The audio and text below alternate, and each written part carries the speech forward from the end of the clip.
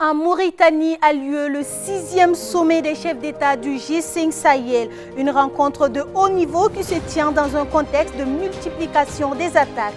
À cette rencontre, le président du Faso, Roch Kaboré, passe la main à son homologue mauritanien et ce, après une année d'engagement.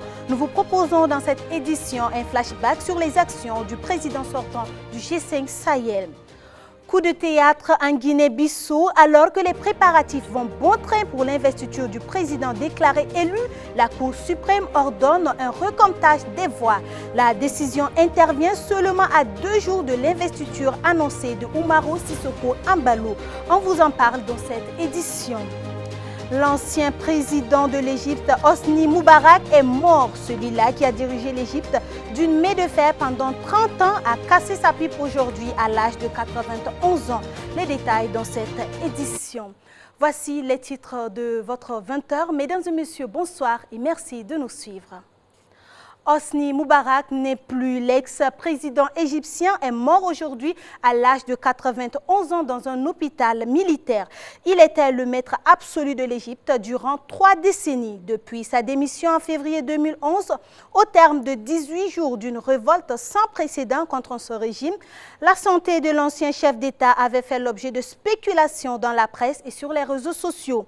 Tour à tour, dépression aiguë, cancer, accident cardiaque ou problèmes respiratoires avaient été évoqués pour parler des crises sanitaires de l'ex-président. Des funérailles militaires en l'honneur de Moubarak seront organisées ce mercredi selon les médias égyptiens. Parmi les premières déclarations à sa disparition, la présidence actuelle qui a publié un communiqué présentant ses condoléances à la famille de l'ancien président, présenté comme l'un des héros de la guerre d'octobre 1973, durant laquelle il a dirigé l'armée de l'air. Le 6e sommet des chefs d'État des pays membres du G5 Sahel s'est ouvert aujourd'hui dans la capitale mauritanienne. Les dirigeants du Burkina Faso, du Mali, du Niger, du Tchad et de la Mauritanie se retrouvent une fois de plus pour parler sécurité et de développement. Ce sommet est l'occasion pour le président burkinabé Roch Kaboré de passer le témoin à son homologue mauritanien Mohamed Ould Ghazouani. Le président du Faso, durant son mandat, faut-il le rappeler, a interpellé la communauté internationale sur la nécessité de combattre le terrorisme et ce, à travers une synergie d'actions. Benjamin Kwame revient sur les actions du désormais ex-président du G5 Sahel. Après une année d'engagement soutenu, Roch Christian Kaboré passe la main à Mohamed Ould El Ghazouani à la tête de la présidence du G5 Sahel. Cette passation de charge intervient à la 6e session ordinaire de la conférence des chefs d'État du G5 Sahel à Nouakchott. Le président du Faso avait été désigné par ses pairs à la tête de cette institution le 5 février 2019 pour un mandat d'une année. L'exécutif burkinabé, pendant son mandat, a maintes reprises interpellé la communauté internationale sur la nécessité de combattre le fléau du terrorisme, mobilisant ainsi des moyens conséquents. Invité en août 2019 au sommet du G5 à Biarritz, le président en exercice du G5 Sahel plaide devant les pays les plus industrialisés sur la nécessité de résoudre la crise libyenne, épicentre des défis sécuritaires dans la zone et dans le bassin du lac Tchad. Le sommet débouche sur la proposition d'instaurer un partenariat international pour la stabilité et la sécurité au Sahel. Associé le 24 octobre dernier, lors du premier sommet Russie-Afrique, il a invité le pays de Vladimir Poutine à se joindre au partenariat proposé à Biarritz. En tant que grande puissance militaire et économique, la Russie apparaît comme un partenaire de choix qui peut aider le Sahel et la région de l'Afrique de l'Ouest dans la lutte contre le terrorisme, soulignera-t-il. À la tribune de l'ONU le 24 septembre 2019, Roch Christian Kaboré rappellera la nécessité d'un mandat plus robuste et offensif pour la MINUSMA pour mieux sécuriser le Mali et partant ses voisins que sont le Burkina et le Niger. Le 13 janvier 2020 en France, Roch Christian Kaboré a émis le souhait de former une coalition la plus large possible qui regroupe les pays du G5 Sahel, la France, l'Union africaine, l'Union européenne et tout autre partenaire qui souhaite y participer. Nonobstant ces acquis, de défis énormes attendent le nouveau président Ghazouani. Et surtout quand on sait que les terroristes continuent de massacrer civils et militaires au Burkina, au Mali et au Niger, sans oublier les États-Unis qui ont annoncé le retrait de leurs forces des théâtres des opérations. Le général Ghazouani peut et doit mieux faire afin de faire du Sahel un espace de paix, de sécurité et de prospérité partagée pour toutes ces populations. C'est confirmé, le lancement du dialogue politique inter-libyen à Genève aura bel et bien lieu. La mission d'appui des Nations Unies en Libye l'a fait savoir aujourd'hui, et ce, malgré les annonces de suspension de la participation des deux camps rivaux. Hier, le Parlement basé dans l'est du pays, qui appuie le maréchal Khalifa Haftar, ainsi que son rival, le Haut Conseil d'État, qui soutient le gouvernement d'union nationale, basé à Tripoli, ont annoncé séparément avoir suspendu leur participation à ces pourparlers politiques à Genève, invoquant des raisons différentes. Le dialogue politique qui doit démarrer demain doit inclure 13 représentants du Parlement pro-Haftar, 13 représentants du Haut Conseil d'État et des personnalités invitées par l'émissaire de l'ONU. Rappelons donc que depuis 2015, deux autorités rivales se disputent le pouvoir en Libye. Le GNA, reconnu par l'ONU, est basé à Tripoli et un pouvoir incarné par le maréchal Khalifa Haftar dans l'Est, qui a lancé en avril 2019 une offensive pour s'emparer de Tripoli.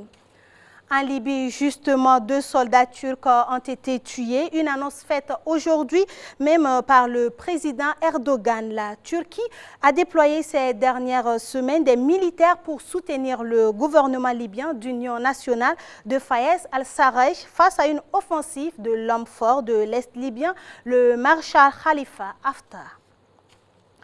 Et on parle à présent d'un nouveau rebondissement dans le feuilleton de l'élection présidentielle en Guinée-Bissau.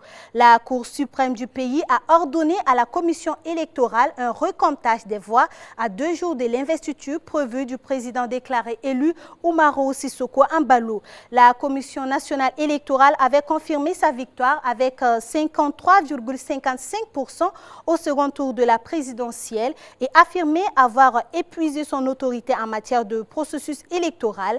Elle est renvoyée à cette tâche par la Cour suprême. Cette dernière vient de délivrer une ordonnance qui enjoint l'organe de gestion des élections de recompter les voix, réitérant ainsi ses doutes sur la crédibilité des procès-verbaux.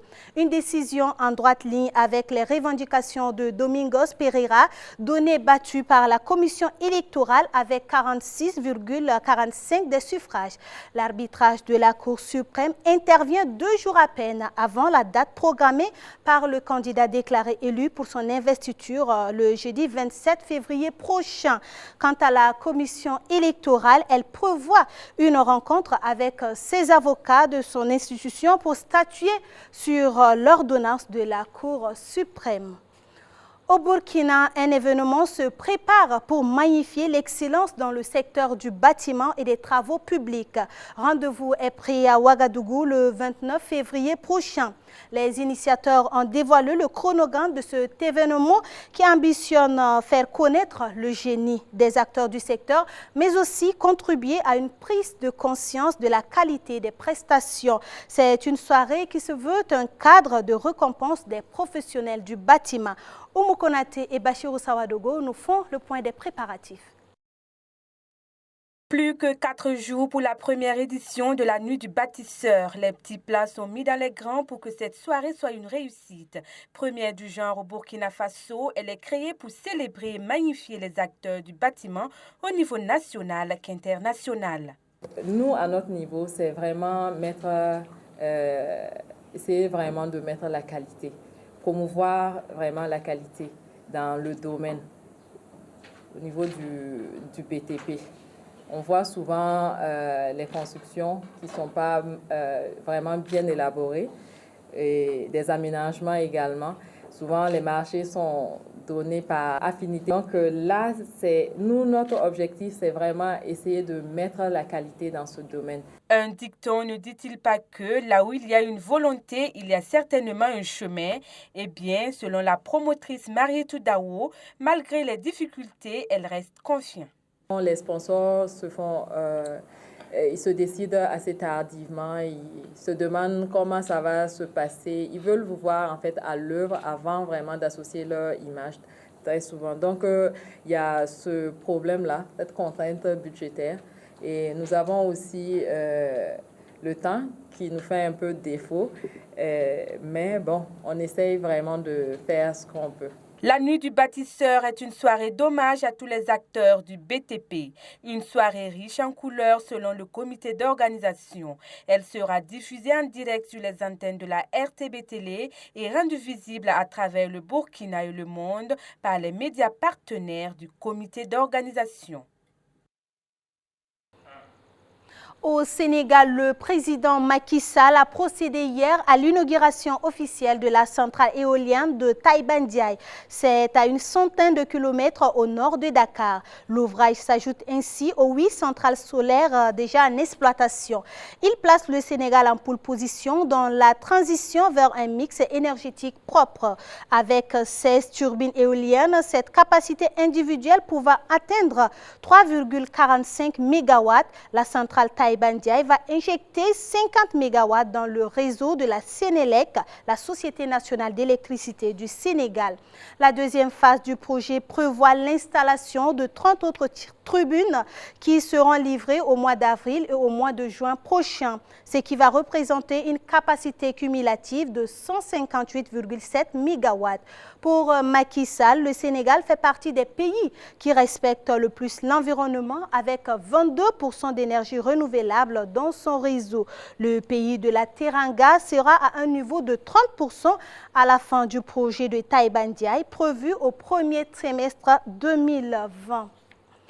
Du sport dans cette édition, des anciens footballeurs burkinabés appellent à la candidature du colonel Sita Sangaré à l'élection à la présidence de la Fédération burkinabé de football. C'était à Ouagadougou en présence d'une trentaine d'anciens internationaux. Ils défendent tous la cause de l'actuel locataire de la grande maison du football burkinabé, Franck Aristide Jifa Achille Ouedraogo. L'année 2020 marque une échéance importante dans le processus de redynamisation des structures dirigeantes des fédérations sportives au Burkina Faso. Pour cela, il faut un homme aguerri à la chose au niveau du football et avec une certaine expérience, d'où le choix du docteur Sita Sangaré selon ses anciens footballeurs. Et au regard du souffle nouveau impulsé au sport par le ministre des Sports et des Loisirs, El Hadji Daouda Azoupiou, il convient de ne pas se fourvoyer sur le choix du futur président de la Fédération burkinabé de football. Pour notre part, anciens footballeurs internationaux pour certains, footballeurs locaux pour d'autres, réunis au sein d'un cadre de concertation, car faut-il le souligner, nous n'avons pas la prétention de parler au nom de tous les anciens footballeurs de Burkina. Je dis bien, nous n'avons pas la prétention de parler au nom de tous les anciens footballeurs de Burkina. Mus par la recherche de la stabilité et le développement sans cesse croissant de notre football, avons décidé de motiver la candidature du président sortant, le colonel Sita Sangaré. Pour eux, les actions posées par l'actuel locataire de la Fédération burkinabé de football sont parlantes, des preuves qui méritent une reconduction. Monsieur Sangaré, le choix des anciens footballeurs que nous sommes, sans doute de plusieurs autres dirigeants et passionnés du football burkinabé, s'est porté sur votre personne pour plusieurs raisons, dont une essentiellement. Il s'agit du bilan positif de votre mandat qui s'achève bientôt. Et par-dessus tout, des avancées significatives qu'a connues notre football depuis votre ascension à la tête de la fédération. Puisse votre modestie souffrir, comment ne pas relever les faits saillants qui font de vous aujourd'hui l'homme tout désigné de la prochaine destinée de notre football.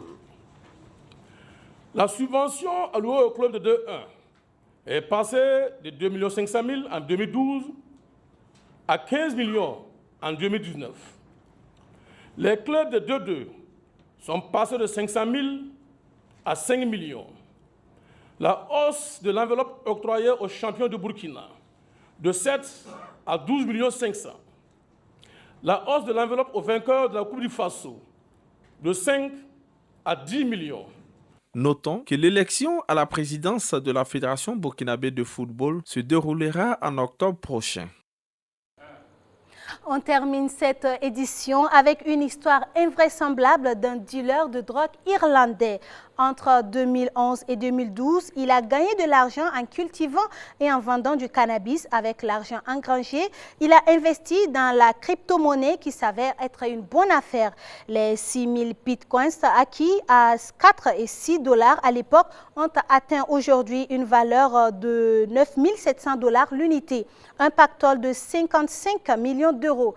Seulement, voilà, le dealer a été condamné à 5 ans de prison pour la culture de la drogue. Mais à la sortie de bain, il n'a pas retrouvé sa canne à pêche dans laquelle il avait dissimulé une feuille contenant les mots de passe de 12 comptes bitcoins. En effet, pendant ces années de prison, son bailleur a décidé de vider son appartement en transportant les meubles et sa canne à pêche dans une décharge. Voilà 55 millions d'euros qui sont pratiquement perdus. Prenez vos calculettes, ça donne bien 36 milliards de francs CFA. Morale de cette histoire, comme le dit si bien cet adage populaire, un bien mal acquis ne profite jamais. Voilà qui met fin à cette édition de 20h de LCA. Merci de l'avoir suivi. On se retrouve demain. Bonsoir.